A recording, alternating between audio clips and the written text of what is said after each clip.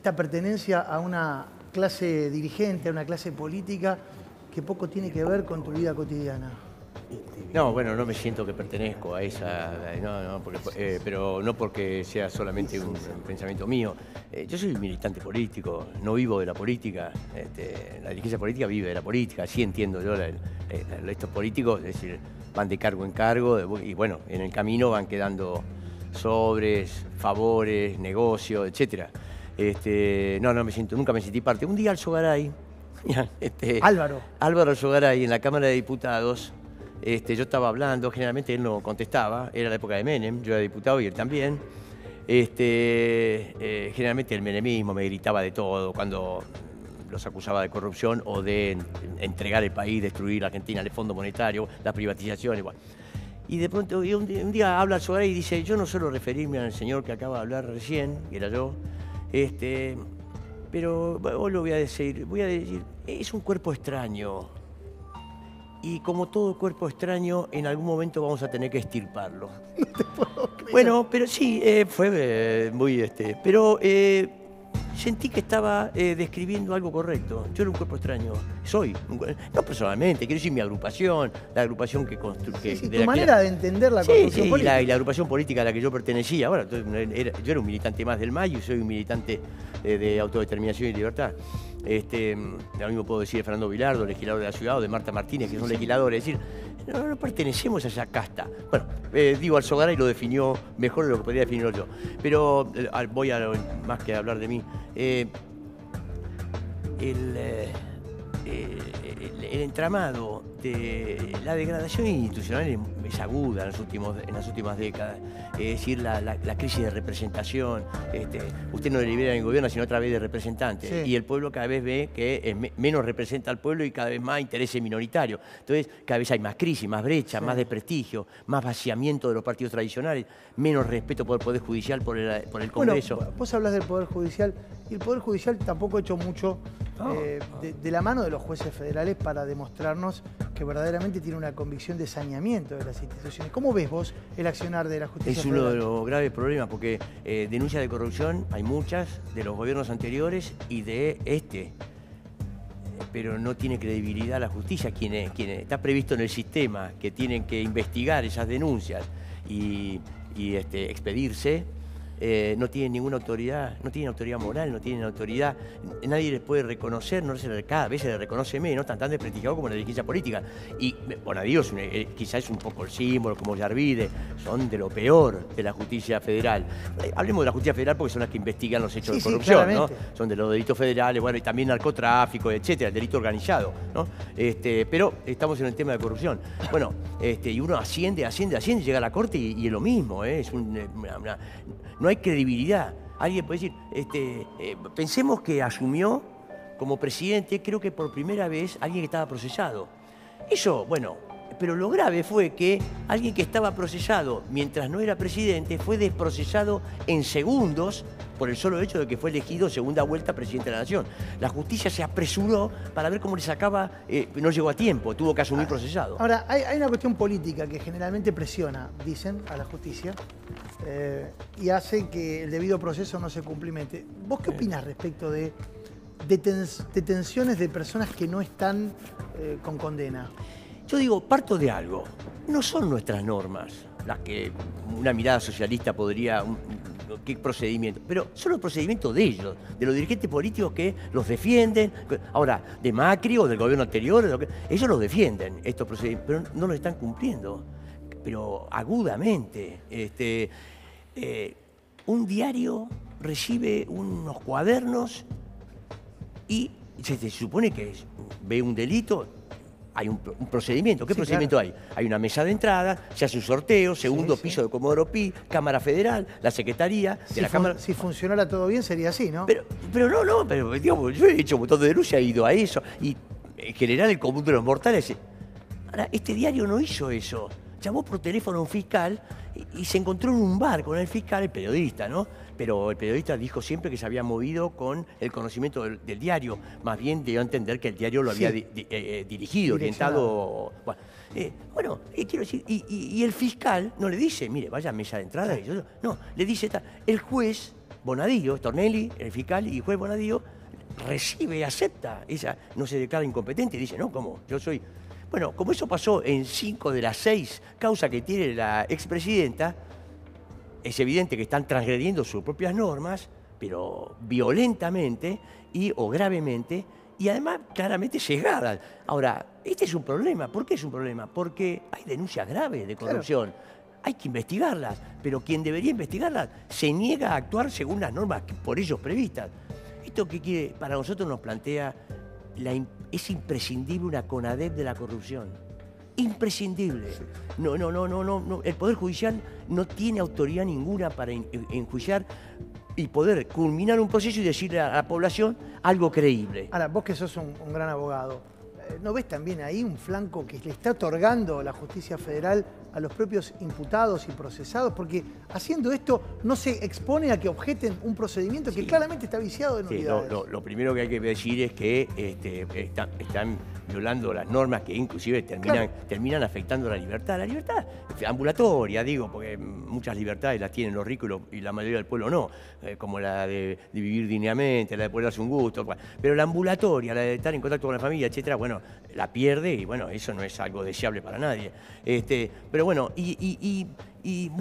tenemos un delincuente con condena sentado en el Senado, expresidente de la Nación, que por supuesto causó daños mucho más graves al país que el contrabando, el contrabando de armas por el cual fue condenado. Bueno, ese señor está sentado ahí. Y bueno, ¿y entonces qué credibilidad tiene una justicia que de golpe empieza a detener gente, la mete adentro con proceso, no con condena? Sí, bueno, somos de los que más hemos denunciado. Mira, en el año 2005, en la Cámara de Diputados, se presentó un proyecto de alguien muy cercano a Néstor Kirchner, que era Barisat, un diputado nacional en ese entonces, después fue vicejefe de gabinete, era alguien de Santa Cruz, Río Gallego, muy cercano, vino al gobierno nacional, al Congreso y después al gobierno, muy de la mano de Néstor Kirchner. Presentó un proyecto para homenajear a los empresarios de la construcción. 2005, yo dije, empresarios de la construcción, obra pública con cacciatore, delincuentes.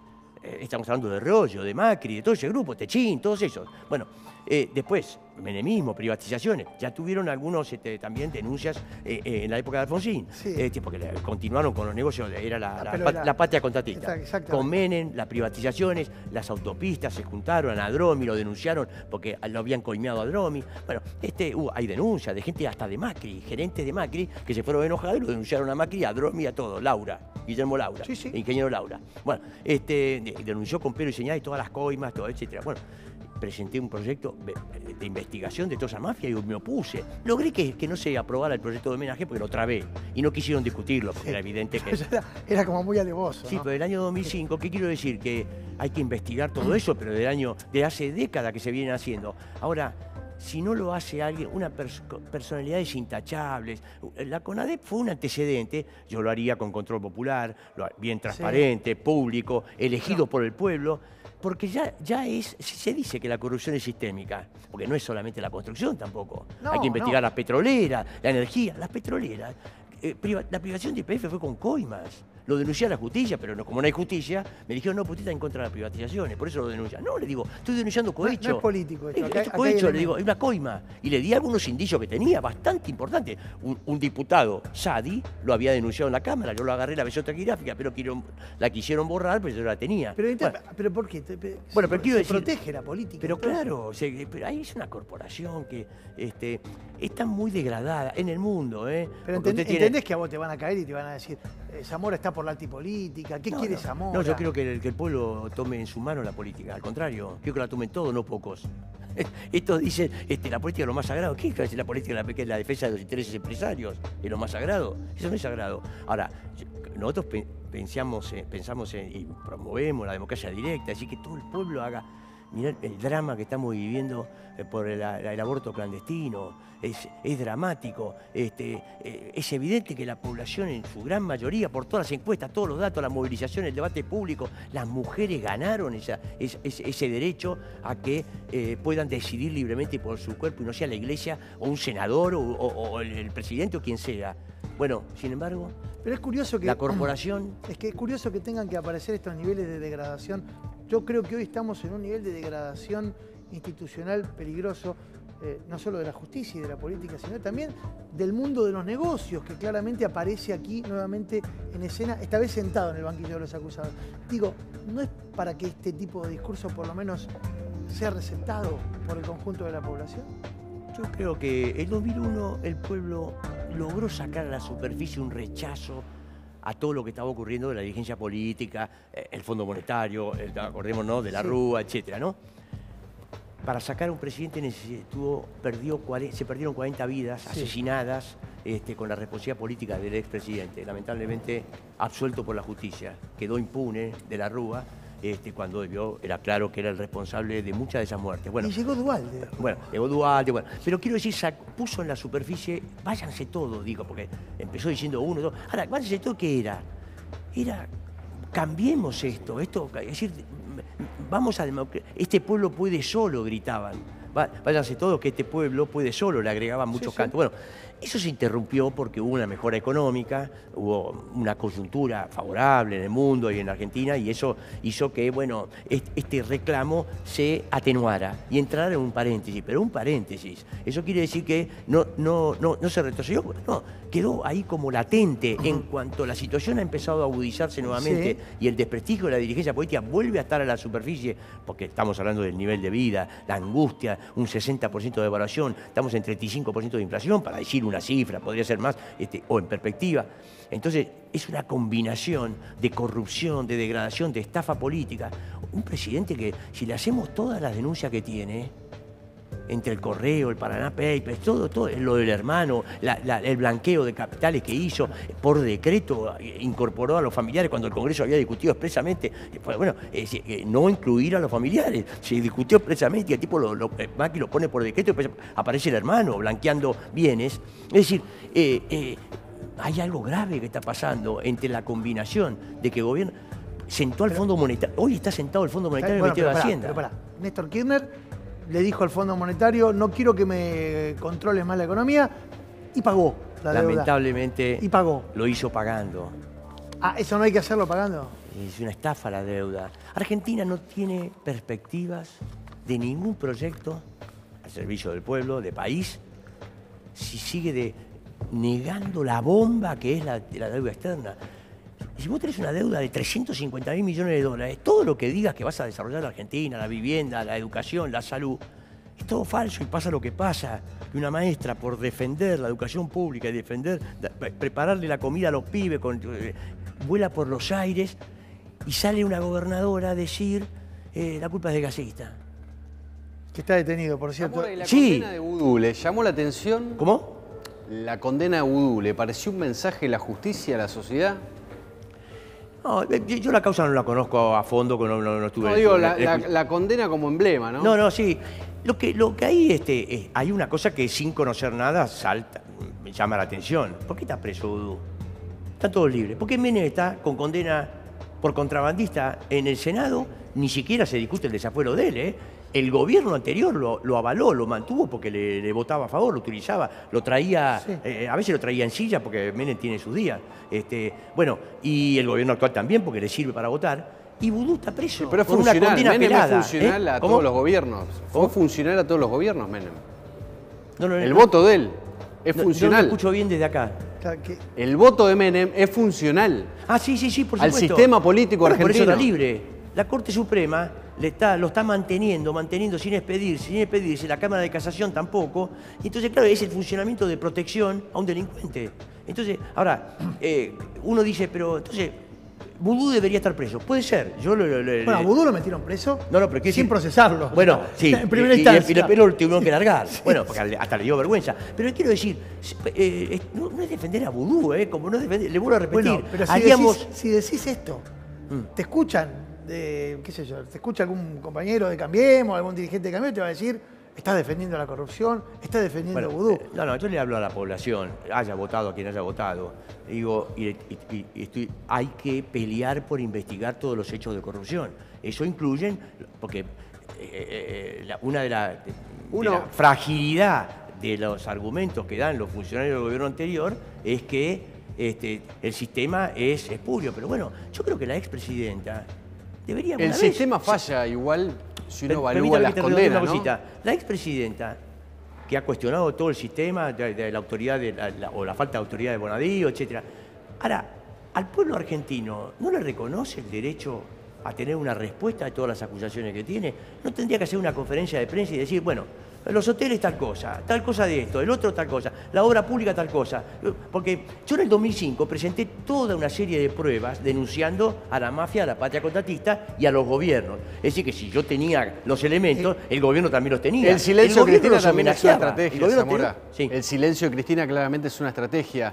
Pero si uno observa la corrupción y la historia, los casos emblemáticos fueron las cloacas de Rousselot, María Julia, digo, en los grandes casos de políticos, de gobernadores, de presidentes, de vicepresidentes, no existen íconos. Claro, por eso salvo Vudú, ¿no? Por eso hay estos problemas en las cárceles, porque no está preparada para claro, no hay lugar para tanto corrupto. Es una sorpresa que de golpe vaya 10, 20, 30, no sé. Pero escúchame, hay 60 Pero celdas. si va a cualquier cárcel normal, los matan. No, pero lo que dice él es, hay 60 supuesto. celdas, de este pabellón hay 60 celdas y ya no hay lugar. Claro, el sistema carcelario es inhumano en la Argentina, en muchos lugares del mundo, en la mayoría, es inhumano. Salvo para los corruptos, ¿no? No, por eso le digo, esto se dice, bueno, la libertad, vuelvo a repetir, la libertad ambulatoria si se pierde ya de por sí. Ahora, uno en las cárceles comunes, para entrar, lo violan, listo, de entrada, para que, o sea, el sistema penitenciario es drenable. Todos sabemos, es una extorsión constante, sí. Los familiares tienen un control que es realmente indigno, degradante, o sea que tienen poco control, muchos familiares no van a ver al preso para no tener que pasar por ese control. Es decir, el sistema penitenciario es violento. Te pregunto, depende de una llave política hoy, tanto como judicial, pero primero es política. ¿Vos crees que Cristina puede ir presa en este contexto? Puede ser, porque son decisiones políticas, no judiciales. Si Menem está libre y Vudú está preso, ahí hay una... el presidente, el actual presidente, estuvo procesado por contrabandista. En su momento, el padre y él. Perdón, y lo zafó la Corte Suprema de Justicia. Menemista, en la época de la Rúa. Todavía estaba la a tal punto deben haber metido la gamba que a 2 jueces los rajaron. Exactamente. Hubo juicio, estaba en la Cámara de Diputados, cuando se los acusó a los jueces por casos como el de Macri. Bueno, es decir que por eso Carrió, la propia Carrió en la Cámara de Diputados, en este debate, dijo Macri es un delincuente y un corrupto. Y dijo, ¿por qué? Porque es un contrabandista. Contrabando de autoparte. Bueno, esto lo dijo Carrió, después, bueno, de eso no se vuelve. Se lo dijo y era con elementos de un poquito prueba, picante. Pero lo dijo. No, quiero está decir, bien, pero uno evalúa también que son títulos explosivos, teniendo en cuenta que a Macri hay que probarle las cosas también, en función de la gobernabilidad y la corrupción. Se destituyó 2 jueces de la Corte Suprema, entre otras imputaciones, por haber dejado libre a los Macri. La Cámara de Diputados acusó ante el Senado. No eran eran 3 causas. Sí, había varias causas. Me tocó investigarlo particularmente. Una de las causas era la de Macri. Por eso Carrió dijo lo que dijo. Yo también lo dije, pero yo lo mantengo. Carrió después salió con el corrupto y el delincuente. Bueno, por eso, si se va de Boca, ella, por supuesto, no es una persona seria. Bueno, acaba de recomendar hace pocas semanas que no había problemas con el dólar, que quedaba en 23, no iba a subir un centavo más, ¿se acuerdan? Hace poco Carrió. Mire que, por supuesto, la mayoría del pueblo, las recomendaciones de la mujer de las profecías. Sí. Ahora dice que en diciembre posiblemente vuelva a haber un aluvión de conflictos sociales. Fue la última profecía. Sí, bueno, por eso vuelvo a lo de Cristina Kirchner. Si Cristina Kirchner va a ir presa, justamente ese es el problema, que hay graves denuncias de corrupción que pueden quedar impunes porque no hay autoridad moral para investigarla. Por ejemplo, haciendo todo nulo, por ella nula el procedimiento de Bonadío, pues es una vergüenza todo el procedimiento de Bonadío y de otras causas. Pero al mismo tiempo también, ¿eso qué significa? Que se anulen y que quedarían impunes. O que se haga sesgado, que se enjuicie a algunos es curioso, y condene a muchos, es curioso a pocos. Que vos tengas, por ejemplo, líderes populares como es Luis Ignacio Lula da Silva en Brasil, preso, cuando las encuestas dicen en Brasil que es el tipo que si estuviera libre y se presentara a elecciones, ganaría. Por afano. ¿Es común eso? Pasa, por eso dije que el problema de la degradación institucional no es solamente de Argentina. Y no estoy diciendo que Lula sea más o menos corrupto. El PT está todo denunciado de corrupción. Todo. el PT. Ahora, Entonces que la corrupción es inherente a la teoría al de Baglini, al el teorema de Baglini. Bueno, no, sí. al capitalismo. El capitalismo. Ahora, el tema de la corrupción también tiene este caso del cuaderno de las coimas, ramificaciones también en la provincia, porque ahora el fiscal Álvaro Garganta de La Plata está pidiendo también una copia de la declaración de Wagner, que fue el que destrabó y sacó a la luz este sistema de cartelización de la obra pública, porque cree que Scioli también tiene un sistema similar de recaudación en la provincia de Buenos Aires. Sí, puede ser perfectamente. Wagner era el presidente de la Cámara de Constitución en el 2005, a partir del 2004, creo 2005, el vicepresidente de Arroyo, desde esa época, es decir, eran los tipos que más sabían de todo el negociado. De ellos, por ejemplo, deben tener un montón de datos de Scioli, un montón de datos de Macri. ¿Usted cree que es posible que también en la provincia de Buenos Aires haya un sistema de recaudación de coimas? Sí, que posible lo creo de toda la mayoría de la dirigencia política, de todo el funcionamiento institucional de los gobiernos que tuvimos. Por eso lo denuncié en la Cámara de Diputados en su momento. Lo llegué hasta el 2005 porque terminó mi periodo, pero si no hubiera seguido denunciando. Le voy a repetir, el gobierno anterior, el proyecto era homenajear a estos, a Macri, a Arroyo, homenajearlo, está escrito. ¿Y Es qué decir, pasa también lo con- votaron todos, los radicales, todos ¿Y votaron qué eso. pasa también con los arrepentidos? Porque esto de Scioli también es a raíz del testimonio que dio Fariña en la causa que lo investigan por lavado de dinero, entre otros delitos. Fariña, un arrepentido, esta causa que día a día se suman varios arrepentidos, ya cuenta con 10. ¿Qué pasa con esto? Bueno, yo me permite, aprovecho o me da la posibilidad de decir algo respecto de esto de los arrepentidos. Primero que no son arrepentidos, porque... Imputado colaborador, le Claro, llama. imputado colaborador, porque no es que dicen, se flagelan diciendo cometí una inmoralidad gigantesca. No, dicen, tuve De rodillas sobre la brasa. hacerlo, presionado, porque si no, y era para aportes electorales, no era para esto. Yo creí, yo vi una bolsa, no vi una bolsa. Es decir, nos dicen, sí, coimé. Reconozco, coimé, porque hice un gran negocio con la obra pública y la coima era una amiga al lado de lo que yo ganaba con los sobreprecios, etc. No dicen nada de eso. Están todos de... Por eso es todo un mecanismo. En vez de investigar primero y después avanzar en los procesamientos, etc., hicieron al revés. Luis, Detuvieron a los empresarios porque los apretaron a todos. Entonces, ahí está Rollo, de rodillas. Rollo es un mafioso, ¿eh? Pero lo dije varias veces, yo conozco, pero de cerca lo que es la construcción de la represa Piedra del Águila, la hizo Rollo. ¿Sabe cómo tenían los trabajadores en las gamelas, en Piedra del Águila, en Neuquén?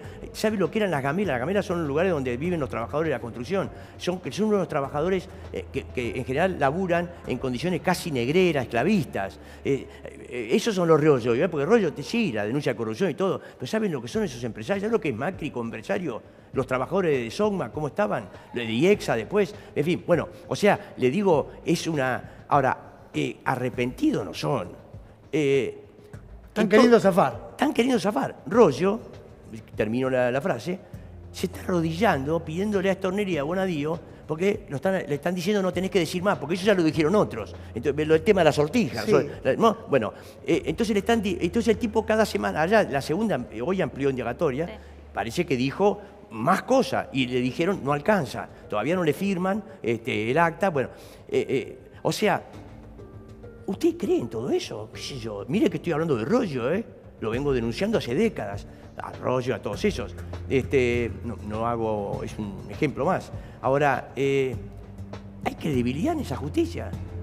¿Qué investigación No hay seria están credibilidad en el haciendo? sistema de obra pública. ¿Eh?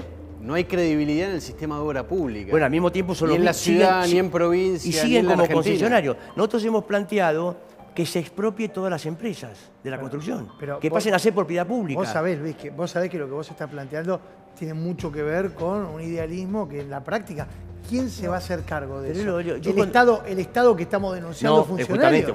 justamente, estamos planteando. Estaticemos. ¿Y quién se lo vamos a dar a Macri No, para que la por eso, asumir? por eso hablé de propiedad pública.